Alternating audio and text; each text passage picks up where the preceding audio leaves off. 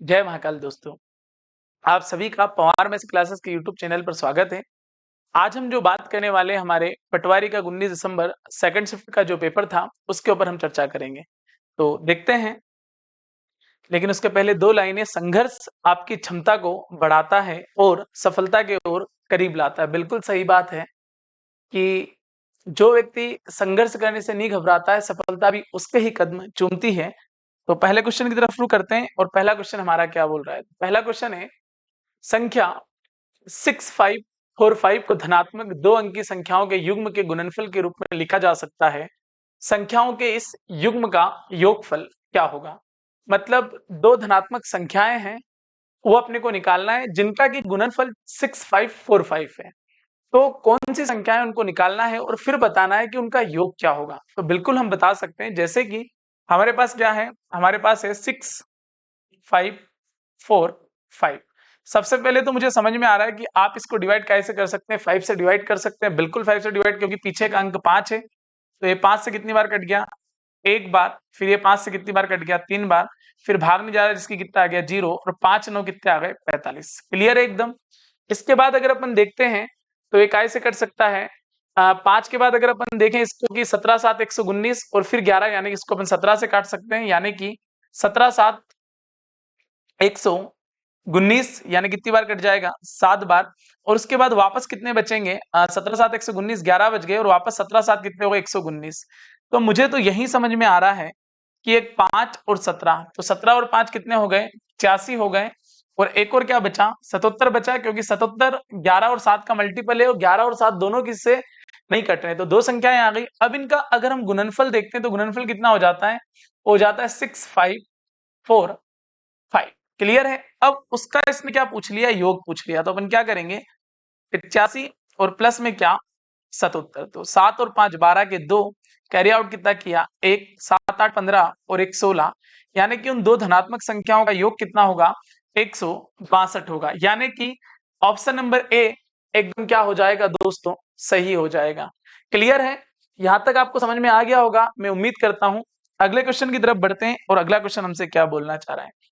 अगला क्वेश्चन है, यदि 18 आदमी 25 दिनों में एक कार्य को समाप्त कर सकते हैं, 15 लोग इस कार्य को पूरा करने के लिए कितने दिन लेंगे? तो आप आराम से देखिए दोस्तों कि बंदा क्या बोल रहा है। वो बोल रहा है कि 18 व्यक्ति अगर 25 दिनों तक काम करते हैं तो क्या होता है? एक काम होता है, यानी जो भी होता है वो नीचे आ गया। अब आगे बंदा बोल रहा है तो 15 लोग इस कार्य को पूरा करने के कितने दिन लेंगे? अब यहाँ 25 दिन ले रहे थे, यहाँ पता नहीं, तो मान लो x और काम तो क्या है? एक ही है।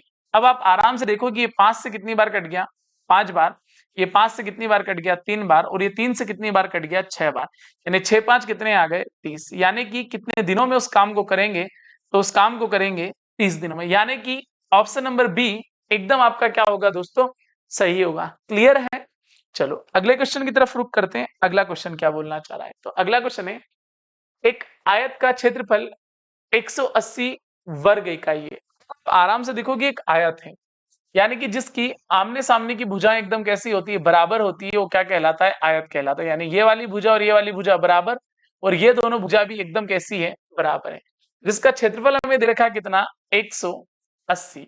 इस भुजा को अगर अपन ए मान ले तो ये भी कितनी हो जाएगी? ए। और इसको अगर बी मान ले तो ये भी कितनी हो जाएगी? बी, क्योंकि आमने सामने की भुजा एकदम क्या होती है? बराबर। तो क्षेत्रफल 180 है, तो क्या हम ऐसा लिख सकते हैं कि a इंटू बी बराबर क्या आ जाएगा? 180 आ जाएगा। क्लियर है दोस्तों। आगे बोल रहा है और परिमाप 54 इकाई है। अब परिमाप क्या होता है? इन्हें चारों भुजाओं का योग। तो a कितनी बार है? 2 बार है। और b भी कितनी बार है? 2 बार है। तो 2 को कॉमन ले लेंगे और हम बोल देंगे कि a प्लस बी बराबर कितना है? 54। अब आप आराम से देखो, ये 2 से कितनी बार कटेगा? ये 2 से कटेगा 27 बार। यानी कि a प्लस बी बराबर हमारे पास कितना आ गया? 27 आ गया। अब आप आराम से सोचो, यदि आयत की प्रत्येक भुजा में 3 इकाई की वृद्धि कर दी जाए तो परिणामी आयत का वर्ग इकाई में क्षेत्रफल कितना होगा? तो अब आप आराम से देखो कि गुना करने पर तो क्या आना चाहिए आपके पास? 180 आना चाहिए। और जोड़ने पर कितना आना चाहिए? 27 आना चाहिए। तो गुना करने पर 180 और जोड़ने पर क्या आना चाहिए? 27 आना चाहिए। तो क्या हम ऐसा कर सकते हैं? 12 इंटू 15 आराम से कर सकते हैं कि अगर हम a को क्या मान ले? 12 मान ले। a 12 आ गया और b कितना आ गया 15 आ गया। तो अब आप आराम से देखो कि 12 और 15 कितने हो गए 27 हो गए, यानी जोड़ने पर 27 और गुना करने पर कितने आ रहे 12 इंटू 15 कितना आ रहा है 180 आ रहा। मतलब आयत की एक भुजा 12 होगी और दूसरी भुजा कितनी होगी 15 होगी। तो ये बोलना चाह रहा है कि अगर प्रत्येक भुजा में 3 इकाई की वृद्धि कर दी जाए। अब अगर आप इसमें 3 इकाई की वृद्धि करेंगे तो की बात है 12 से कितना हो जाएगा, ये 15 हो जाएगा और ये भी कितना हो जाएगा 15 से 18। अब उसने पूछा कि इनका क्षेत्रफल, तो 15 इंटू 18 यानी 15 इंटू 18 कितना होता है 270 होता है, यानी कि ऑप्शन नंबर बी हमारा एकदम क्या हो जाएगा दोस्तों सही हो जाएगा। क्लियर है एकदम। चलो अगले क्वेश्चन की तरफ बढ़ते हैं। अगला क्वेश्चन क्या बोल रहा है, अगला क्वेश्चन है 2x plus 3 minus 4x plus 6 equal to क्या x। तो मेरे प्यारे बच्चों आप आराम से देखो कि 2x प्लस में 3 माइनस 4x प्लस 6 का मान क्या होगा। तब आप आराम से देखिए क्या हो जाएगा, ये हो जाएगा 2x प्लस 3 माइनस का 4x से मुआ तो कितना हो जाएगा माइनस के 4x और माइनस के क्या 6। अब आप आराम से देखो कि अगर माइनस के 4x में से प्लस के 2x जाएंगे तो माइनस के कितने बचेंगे 2x, माइनस के 6 में से प्लस के 3 जाएंगे तो बचेंगे कितने माइनस के 3। माइनस को अगर मैं कॉमन ले लूं तो यहाँ क्या हो जाएगा, यहाँ हो जाएगा 2x प्लस 3। यानी कि अब आप आराम से देखो उसने यहीं पे मान दे दिया, यानी माइनस के 2x और माइनस के 3, यानी कि ऑप्शन नंबर बी हमारा एकदम क्या हो जाएगा दोस्तों सही हो जाएगा। क्लियर है, मैं आशा करता हूं कि आपको समझ में आ रहा होगा। चलो अगले क्वेश्चन की तरफ बढ़ते हैं। अगला क्वेश्चन हमसे क्या बोलना चाह रहा है, तो अगले क्वेश्चन को जरा समझते हैं। अगला क्वेश्चन है कि औसत निकालिएगा। अब अगर हमें इनका औसत निकालना है तो बहुत आसानी से हम सबको जोड़ देंगे, यानी कि 2 और एक 3, 3 और 9 12, 12 और 8 कितने हो गए 20, 20 का कितना आ गया 0, कैरी आउट कितना किया 2, ये कितना हो गया 1 और 2 3 और 2 5, 5 और 1 6, 6 और 5 11, 11 और 2 कितने हो गए 13 और डिवाइडेड बाय 1 2 3 4 5, यानी हम 5 से क्या कर देंगे डिवाइड, यानी कि ये कितना हो जाएगा 5 से कितनी बार 2 बार, कैरी आउट 3 और 5 से कितनी बार भाई 6 बार, यानी आंसर हमारा कितना बन गया 26। यानी कि ऑप्शन नंबर ए हमारा एकदम क्या होगा दोस्तों सही होगा। क्लियर है, मैं आशा करता हूं कि आपको यहां तक समझ में आ रहा होगा। चलो अगले क्वेश्चन की तरफ बढ़ते हैं। अगला क्वेश्चन क्या है, अगला क्वेश्चन है 3 मित्र जिनमें प्रत्येक का उम्र का अंतर 1 वर्ष है, पाते हैं कि उनकी उम्र का कुल योग 63 है, तीनों में सबसे छोटे की उम्र क्या होगी। अब देखो भाई कि 3 मित्र है जिनमें प्रत्येक की उम्र का अंतर 1 वर्ष है, पाते हैं कि उनके उम्र का कुल योग 63 है, तीनों में सबसे छोटे की उम्र क्या होगी। अब देखो आप ये भी बोल सकते हैं कि 3 लगातार संख्या है जिनका योग कितना है 63 है, तो सबसे छोटी संख्या क्या होगी। तो उसका एक सिंपल काम है कि 3 लगातार संख्या ऐसी हो सकती है जिनका योग कितना है 63 है, और 3 है तो 3 से डिवाइड कर दें आप, तो ये कितना आ जाएगा 21, यानी बीच वाली संख्या 21, उसके बाद क्या आ जाएगा 22 और उसके पहले क्या आ जाएगा 20। तो सबसे छोटा अगर पूछे तो 20, सबसे बड़ा अगर पूछे तो 22 और बीच वाला पूछे तो 21। तो उसने पूछा सबसे छोटे की उम्र क्या है, तो सबसे छोटे की उम्र कितनी आ जाएगी 20 साल आ जाएगी। एक तरीका तो ऐसा है कि आप डायरेक्ट कर लें, और दूसरा तरीका है कि अगर एक की आयु में मान लेता हूं x, तो अगले की कितनी हो जाएगी x प्लस 1 और अगले की क्या हो जाएगी x प्लस 2, क्योंकि उनकी उम्र में जो अंतर है वो कितने का है 1 वर्ष का, यानी एक एक वर्ष बढ़ती चली जाएंगी उनकी उम्र, और सबका योग कितना है 63 है। यानी कि अगर सबका योग में निकालने बैठू तो यहाँ पर क्या हो जाएगा 1x 2x और 3x, तो यहाँ मैं क्या लिख दूंगा 3x, और यहाँ क्या हो जाएगा 1 और 2 3, तो 63 में से 3 गए तो बचे कितने 60 और बराबर में क्या 3x, तो 3 से कितनी बार कट गया 20 बार, यानी कि x बराबर क्या आ गया 20, और यही क्या है सबसे छोटा है, यानी कि ऑप्शन नंबर सी एकदम क्या रहेगा दोस्तों सही रहेगा। क्लियर है, चलो और आगे बढ़ते हैं, अगले क्वेश्चन की तरफ रुख करते हैं। और अगला क्वेश्चन क्या है, अगला क्वेश्चन है यदि 5x square minus 6x plus 7 equal to 0, तो 5x माइनस 3 का होल स्क्वायर क्या होगा। तो अब आप आराम से देखिएगा कि 5x स्क्वायर माइनस के 6x और प्लस के 7 और इक्वल टू में क्या है 0, और उसने मान हमसे पूछा है कि 5x माइनस 3 का होल स्क्वायर।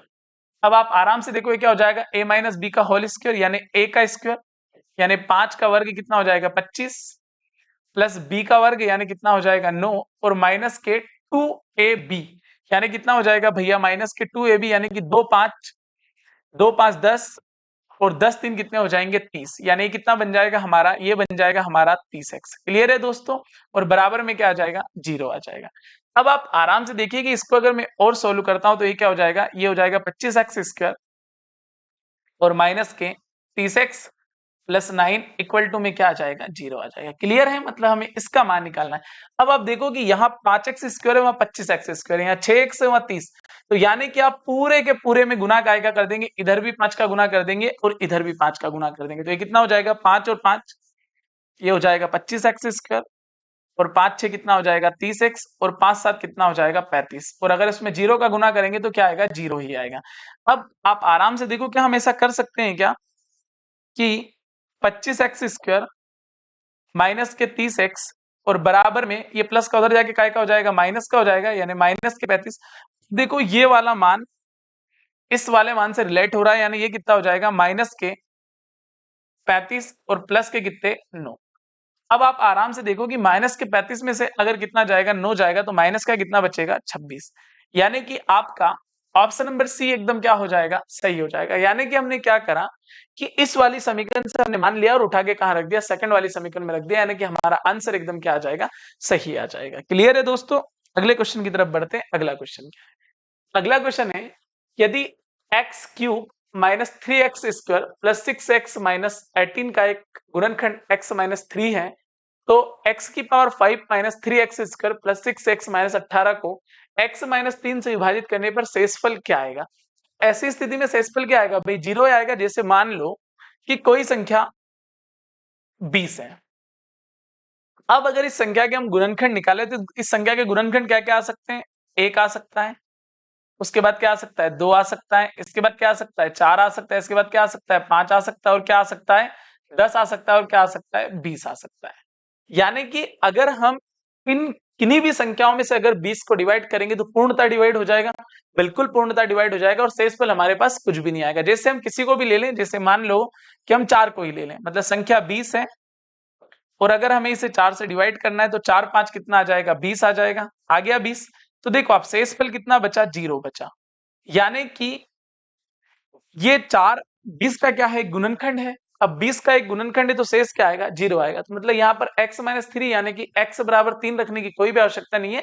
अगर किसी एक गुणनखंड से आप किसी भी संख्या को डिवाइड करते हैं तो शेषफल हमेशा कितना आता है 0 आता है। तो इस सवाल को सॉल्यूशन ना करें आप सीधे क्या बोल देंगे कि शेषफल क्या आएगा 0 आएगा, क्योंकि उसने बोला है कि उस समीकरण का एक गुणनखंड कितना है x माइनस 3 है, और आप किसी भी संख्या को अगर उस संख्या के गुणनखंड से डिवाइड करेंगे तो शेषफल हमेशा हमेशा कितना आएगा 0 आएगा। क्लियर है दोस्तों, चलो और आगे बढ़ते हैं अगले क्वेश्चन की तरफ। अगला क्वेश्चन क्या है, अगला क्वेश्चन है अनुक्रम 1 2 दिन से प्रारंभ होता है, अगली संख्या पिछली तीनों संख्याओं का योग है यानी 6 है, पांचवी संख्या उससे पिछली 3 संख्याओं का योग है और इत्यादि, यानी कि क्रम चलता ही रहता है। इस अनुक्रम में 8वीं संख्या क्या होगी।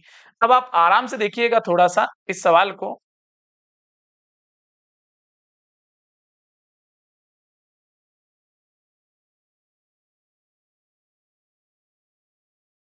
सवाल को थोड़ा सा छोटा करते हैं। चलो छोटा होने के लिए तैयार है नहीं, चलो भाई इसको यही करते हैं। देखो बंदा क्या बोलना चाह रहा है, उसकी बातों को अपने को समझना है।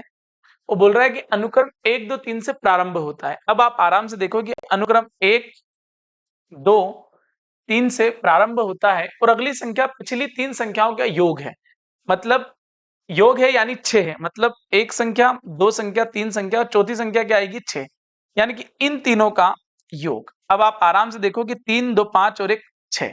क्लियर, पांचवी संख्या उससे पिछली 3 संख्याओं का योग है, यानी कि ये 5वें नंबर की संख्या होगी और वो किसका योग है इन 3 संख्याओं का योग है, यानी क्या 6 3 9 और 2 11। ये 5वीं संख्या है, छठी, ये 7वीं और ये 8वीं। तो बताना 8वें नंबर पे कौन आएगा। तो अब यहां से चालू हो जाते हैं, इन तीनों का योग कर लेते हैं, यानी 3 और 6 9, 9 और 11 कितने हो गए 3 6 9 और 2 11, और ये कितने हो गए 11 6 17 और 3 कितने हो गए 20, मतलब ये संख्या कितनी हो गई 20, 20 और 11 31, 31 और 6 कितने हो गए भैया 37, उसके बाद 37 और 20 कितने हो गए 37 और 20 57, 57 और 11 कितने हो गए 68, यानी कि ऑप्शन नंबर बी हमारा एकदम क्या हो जाएगा दोस्तों सही हो जाएगा। बस कुछ नहीं करना है, सवाल को देख के बिल्कुल घबराना नहीं, ना ही हताश होना है, जितना जितना वो बोले उतना करना है। उसने क्या बोला कि एक अनुक्रम, अनुक्रम मतलब एक श्रेणी है, 1 2 3 से प्रारंभ होता है, अगली संख्या पिछली तीनों संख्याओं का योग है, मतलब अगली जो भी संख्या आएगी पिछले तीनों का योग है, यानी कि 6 है। उसने एक एग्जांपल भी दे दिया, यानी कि ये वाला क्या है, 1 और 2 3 और 3 कितने हो गए, 6। तो अगली संख्या उसका योग है, अगली संख्या उसका, उन तीनों का योग है, अगली संख्या उन तीनों का योग है, यानी सब तीन तीन को आप जोड़ते चले जाएंगे और आगे की संख्या निकालते चले जाएंगे, तो आपका आंसर क्या बनेगा, 68 बनेगा। उसने पूछा है कि अनुक्रम में 8वीं संख्या क्या होगी, तो 1 2 3 4 5 6 7 8 यानी क्या होगी, 68 होगी। क्लियर है दोस्तों? चलो और आगे बढ़ते हैं अगले क्वेश्चन की तरफ। यदि अजय बालू से 25% अधिक कमाता है और बालू साइबिल से 20% अधिक कमाता है। देखो एक कौन है, अजय है, और एक कौन है, बालू है, और एक कौन है, साइबिल है। चलो भाई अब आप आराम से देखो बोलना क्या चाह रहा है। यदि अजय बालू से 25% अधिक कमाता है और बालू साइबिल से 20% अधिक कमाता है, और अजय साइबिल से कितने प्रतिशत अधिक है, तो आप देखो बालू साइबिल से 20 अधिक, यानी साइबिल को अगर अपन 100 मान ले तो ये इससे भी 20 अधिक है, कितना हो जाएगा, 120। और आगे बंदा बोल रहा है यदि अजय बालू से 25% अधिक कमाता है, जो अजय बालू से भी 25% अधिक, तो जो अजय भैया वो क्या करता है कि बालू से भी 25% अधिक कमाता है, यानी इसका कितना कमाता है, 125%। तब आप आराम से देखो कि अपने पास बालू कितना है, 120 है। ए बराबर क्या आ जाएगा, 120 इंटू 125 और बटे में क्या आ जाएगा, 100 आ जाएगा। यानी 25 से कितनी बार कटा, 5 बार, वो 25 से कितनी बार कटा, 4 बार, और 4 से कितनी बार कटा, 3 बार। यानी अजय के पास कितना आ गया, 150 आ गया। जब अजय के पास कितना आ गया, 150, तो यहाँ क्या लिख देंगे हम, 150। अब उसने जो बोला हम सिर्फ उसकी कल्पना कर लेंगे। जैसे अधिक कमाता है तो अजय साइबिल से कितने प्रतिशत अधिक कमाता है, तो देखो भाई ये 100%, ये 150, यानी कितने परसेंट अधिक हो गया, 50% क्या कमाता है, अधिक कमाता है। यानी कि ऑप्शन नंबर सी एकदम क्या हो जाएगा दोस्तों, सही हो जाएगा। क्लियर है एकदम?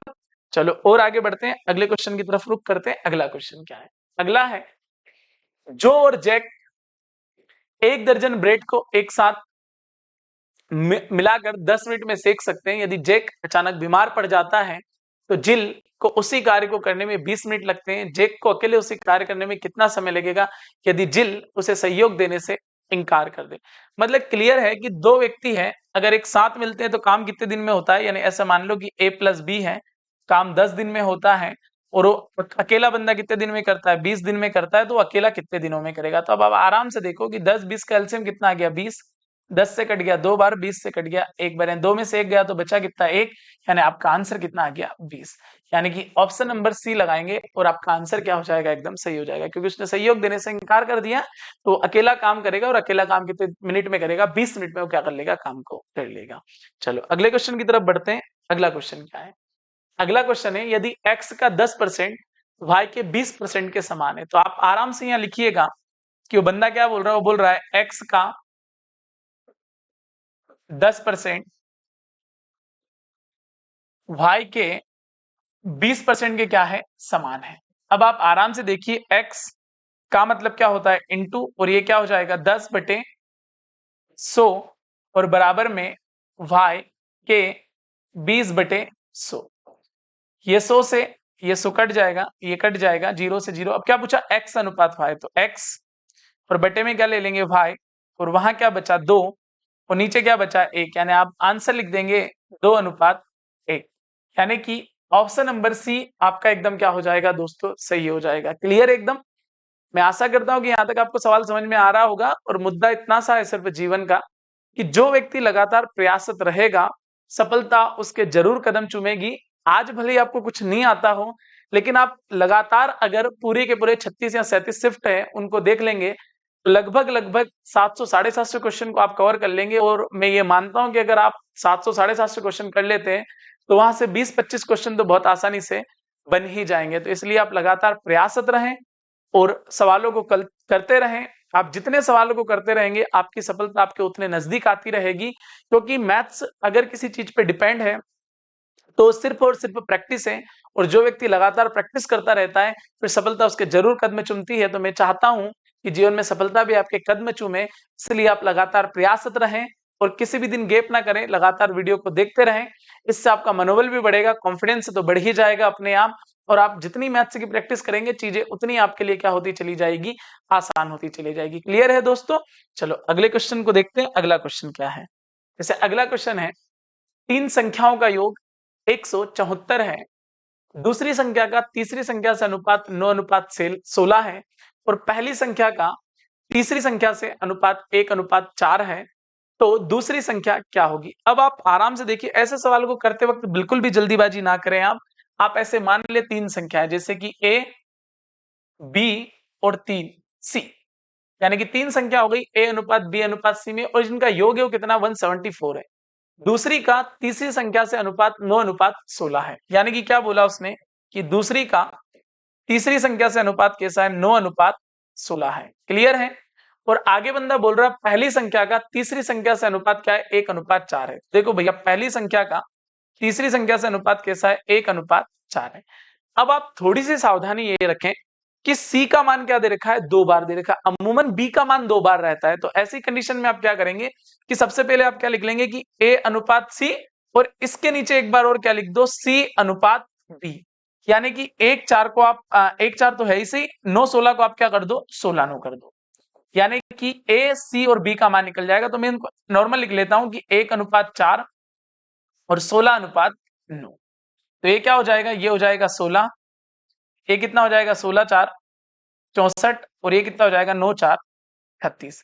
4 से काट लो 4 बार, 4 से कितनी बार कट गया 16 बार, और 4 से कितनी बार कट गया 9 बार। सीक्वेंस ध्यान रखना है कि सीक्वेंस कैसा आएगा, पहला मान A का है, दूसरा मान C का है, और तीसरा मान का है B का है। यहाँ जो गलती होती है आदमी के हाथ, क्या गलती होती है, डायरेक्ट लिख देता है A:B:C और फटाक से रायता फैल जाता है ना। और इनका योग कितना है, 174 है। तो देखो आप 174, और इधर देखो योग कितना हो रहा है, 16 और 9 कितने हो गए 25, 25 और 4 कितने हो गए 29 हो गए। क्लियर है दोस्तों? यानी कि ये 9 से 29 से कितनी बार कट जाएगा, 6 बार। क्या पूछा उसने, तो दूसरी संख्या क्या है, दूसरी मतलब B वाला पूछ रहा है, तो B का अनुपात कितना है, 9 है। तो आप 6 में काय का गुना कर देंगे, 9 का गुना कर देंगे, तो आपका जो आंसर बनेगा वो कितना बन जाएगा, 54 बन जाएगा। यानी कि ऑप्शन नंबर C आपका एकदम क्या हो जाएगा दोस्तों, सही हो जाएगा। क्लियर है? चलो और आगे बढ़ते हैं, अगले क्वेश्चन की तरफ रुक करते हैं। अगला क्वेश्चन क्या है? अगला क्वेश्चन है x प्लस वाई का होल स्क्वायर और x माइनस वाई के चतुर्थ समानुपाती क्या होंगे?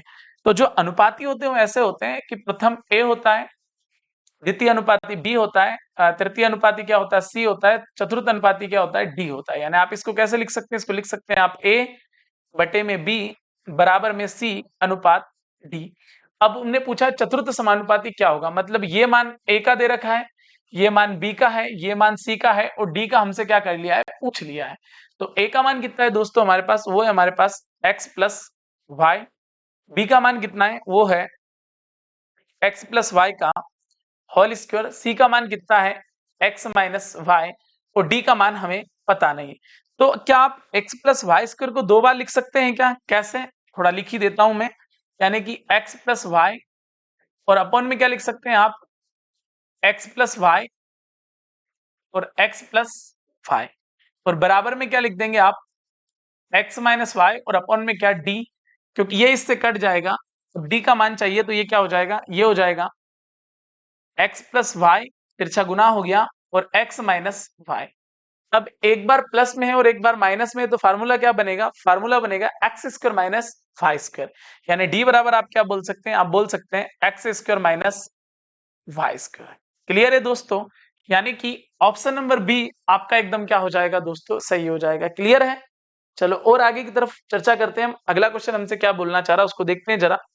तो अगला क्वेश्चन है दोस्तों, एक समबहुभुज के कोणों का योगफल 1440 डिग्री है, अंतःकोण बहिष्कोण से अनुपात है।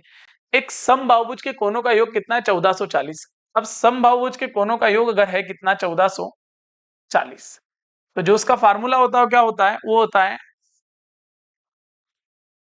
n-2 into 180। तो ये 10 से 10, 18 से कितनी बार कट जाएगा, 8 बार, यानी कि n-2 बराबर क्या आ जाएगा 8, यानी n बराबर कितने आ जाएंगे, 10 आ जाएंगे। यानी कि बहुभुज यानी कि कितने हैं उसमें 10 है, 10 भुजाएं हैं, का योगफल 1440 है, तो अंतः कोण का बहिष्कोण से अनुपात क्या होगा? तो सबसे पहले तो देखो कि भाई 10 कोण बराबर कितना होता है, टोटल 360 डिग्री होता है। बिल्कुल होता है, नहीं होता है, आराम से होता है। तो एक कोण का मान कितना आ गया, 36 डिग्री आ गया। अब उसने बोला अंतः कोण बहिष्कोण से अनुपात क्या होगा? तो अंतः कोण और बहिष्कोण का जो योग होता है वो कितना होता है, वो होता है पूरा का पूरा 180 डिग्री। अब 180 डिग्री में से 36 डिग्री इसके पास आ गया, तो बचा कितना होगा, वो बचा होगा 144 डिग्री। तो उसने पूछा है बहिष्कोण से अनुपात, तो बहिष्कोण कितना है, वो कितना है 144, और ये कितना है 36। तो ये 36 से कितनी बार कटेगा, 4 बार, यानी अनुपात क्या बन जाएगा, 4:1। यानी कि ऑप्शन नंबर बी आपका एकदम क्या हो जाएगा दोस्तों, सही हो जाएगा। क्लियर है? चलो और अगले क्वेश्चन की तरफ बढ़ते हैं। अगला क्वेश्चन क्या है, अगला क्वेश्चन है यदि 2.3 इंटू 22 इंटू 0.11 इक्वल टू 5.566 हो तो इसका मान क्या होगा? अब आप आराम से देखो दोस्तों कि उसको मैं ऐसे लिख लेता हूं कि 2.3 इंटू 22 इंटू 0.11 और इक्वल टू में क्या है, वो है 5.566। यानी कि अगर हम इनका गुना करेंगे तो ये आएगा, और पॉइंट में कितने, 1, 2 और 3, तो पॉइंट के भी 3 लगे हुए हैं। तो बस हम अगले वाले में देख लेंगे कि पॉइंट कितने, यानी 0.023 इंटू 0.22 इंटू 0.00011 का मान क्या होगा? तो अब आप आराम से देखो कि पॉइंट के बाद 3 अंक थे, तो यहाँ 3 अंक है पॉइंट के बाद, तो 3 जीरो यहाँ लग गया, तो यहाँ कितने, 3 2 5 और 3 2 5 और 5 कितने हो गए, 10। अब देखो 10 कहाँ है, 1 2 3 4 5 6 7 8 9 10, बस आगे जाना ही नहीं, वहीं के वहीं टिक के लिखना था कि इतने पॉइंट यहाँ आ सकते हैं। तो ऑप्शन नंबर ए हमारा क्या होगा दोस्तों, एकदम सही होगा। चलो अगला क्वेश्चन है 18,962 में क्या जोड़ा जाना चाहिए ताकि यहाँ 13 से विभाज्य बन सके? तो आप कुछ ना करें, सिर्फ 18962 को डिवाइड कर दे 13 से। तो भाई 13, ताकि यहाँ 13 से विभाज्य बन जाए, तो देखो 13 एकम 13, बचे कितने 5, 13 4 52, बचे कितने भैया यहाँ पर 13 4 52 हो गए, बचे कितने 7, 13 5 65, बचे कितने 11। क्लियर है दोस्तों? अब आप आराम से देखो कि भाई 13 8 कितना होता है, 104 होता है, और शेष कितना बचा, 13 8 104 और थे 112, यानी शेष कितने बच गए 8। अगर 8 को हमें 13 से डिवाइड करना है तो हमें और काय की जरूरत है, तो हमें जो जरूरत है वो कितने की है भैया, 5 की जरूरत है। अरे कितने की जरूरत है भाई, किसी भी संख्या है जिसको हमें 13 से डिवाइड करना है और 8 हमारे पास है, तो हमें जरूरत और काय की होगी, 5 की होगी। अगर हम 8 में 5 जोड़ दे तो 13 से डिवाइड हो जाएगा, बिल्कुल 13 से डिवाइड हो जाएगा। यानी कि ऑप्शन नंबर डी हमारा एकदम क्या होगा दोस्तों, सही होगा। क्लियर है एकदम? मैं आशा करता हूं कि आपको समझ में आया होगा। चलो अगले क्वेश्चन की तरफ बढ़ते हैं। अगला क्वेश्चन हमसे क्या बोलना चाह रहा है, अगला क्वेश्चन है 2101 का होल स्क्वायर क्या होगा? यानी कि हमसे बोलना चाह रहा है कि 2101 का होल स्क्वायर क्या होगा। अब एक तो फंडा ऐसा है कि आप इसको ऐसा लिख लें कि 2101 इंटू 2101, पर ऐसे करेंगे तो बहुत बड़ा हो जाएगा, यानी हमें 4 बार गुना करना पड़ेगा। तो हम थोड़ा सा इसको क्या करते हैं कि हम इसको थोड़ा सा इस वे में लिख लेते हैं कि इसको क्या हम ऐसा लिख सकते हैं क्या कि 2100 प्लस 1 का होल स्क्वायर, यानी क्या हो जाएगा, ये हो जाएगा ए प्लस बी का होल स्क्वायर। यानी अगर हम ए का वर्ग करेंगे तो क्या हो जाएगा, 21 का वर्ग कितना हो जाएगा 441, और 2 जीरो है तो यानी वर्ग में कितने जीरो आ जाएंगे, ये आ जाएंगे हमारे 4 जीरो। एक का वर्ग एक ही होता है, और उसके बाद 2ab यानी 2100 का गुना अगर हम 2 में करेंगे तो कितने आ जाएंगे 4200, और 4200 में एक जोड़ेंगे तो क्या आ जाएगा 4201, यानी 441 1 2 3 4 और 4221, अरे इसको जोड़ सकते हैं ना, 4201 हो जाएगा, ये कितना हो जाएगा 4201। तो ये क्या हो जाएगा 1 0 2 4 1 4 4, यानी 44 14 201। कहीं दिख रहा है क्या 44 14 201, यानी कि ऑप्शन नंबर सी हमारा एकदम क्या रहेगा दोस्तों, सही रहेगा। क्लियर है एकदम? चलो और अगले क्वेश्चन की तरफ रुक करते हैं। अगला क्वेश्चन क्या है, अगला क्वेश्चन है 360 मीटर लंबी रेलगाड़ी 45 किलोमीटर प्रति घंटे की गति से चल रही है, कितने समय में यहाँ 140 मीटर लंबे पुल को पार कर लेगी? सबसे पहले देखो भाई चाल क्या है, 45 किलोमीटर प्रति घंटे। तो इसमें आप काय का गुना कर देंगे 5/18 का, तो ये चेंज काय में हो जाएगा मीटर पर सेकंड में। और 360 और 140 कितने हो गए भाई 500। कितने लंबाई हमेशा जुड़ती है कितने समय में, तो t सेकंड में हो जाएगा। अब आप देखो कि ये 5 से कितनी बार कट गया, ये 5 से कट गया 100 बार, 9 से कट गया 5 बार, ये 9 से कितनी बार कट गया 2 बार, ये 5 से कितनी बार कट गया 2 बार, यानी कितना आ गया 20, यानी 20 दो कितने आ जाएंगे 40 सेकंड। यानी कितने समय में या कितने सेकंड में उसको पार कर लेगी वो पुल को, तो 40 सेकंड में एकदम क्या कर लेगी दोस्तों, पार कर लेगी। यानी कि ऑप्शन नंबर ए हमारा एकदम क्या होगा, सही होगा। क्लियर है। चलो अगला क्वेश्चन देखते हैं और लास्ट क्वेश्चन है हमारा। रवि 1 रुपए में 2 टॉफी की दर से टॉफियां खरीदता है और 1 रुपए में 5 की दर से बेचता है, उसे नुकसान का प्रतिशत क्या है। अब आप आराम से देखो कि 1 रुपए में 2 खरीदता है, तो मैं आपको एक प्लस का साइन बता रहा हूं जो कि हमारे यहाँ बड़ा फेमस है। चलो आप समझ लो थोड़ा सा कि खरीदना मतलब क्या होता है 100%। और 1 रुपए में कितने हैं 2 है, यानी आप लिख सकते हैं कि 1 रुपए में कितने हैं 2, और 1 रुपए में 5 की दर से बेचता है, यानी कि यहाँ क्या आ जाएगा 1 रुपए में कितने 5, तो उसे क्या होगा, तो यहाँ लिख देंगे हम x। तो देखो भाई ये बटे वाला 5 कहाँ चला जाता है, ऊपर चला जाता है, और ये वाला कहाँ चला जाता है, नीचे चला जाता है। यानी 5 से कितनी बार कट जाएगा 20 बार, और 20 दो कितने होते हैं 40। अब आप देखेंगे कि 100% से 40% पे आ गए हैं, तो आपको हानि कितने की होगी 60% की होगी, यानी आपकी हानि का जो प्रतिशत रहेगा वो क्या रहेगा 60, यानी ऑप्शन नंबर डी। ये प्लस का साइन बहुत कारागार है, इस प्लस के साइन का वीडियो हम सुबह रोज अपलोड करेंगे कुछ दिनों के बाद, यानी कि हो सकता है सोमवार से अपलोड करें। तो सोमवार से सुबह 8 बजे आपके लिए एक प्लस के साइन का वीडियो अपलोड होगा, जो कि आपको यूट्यूब पे कहीं देखने को नहीं मिलेगा, और इससे मैथ्स के बहुत सारे क्वेश्चन सॉल्व होंगे।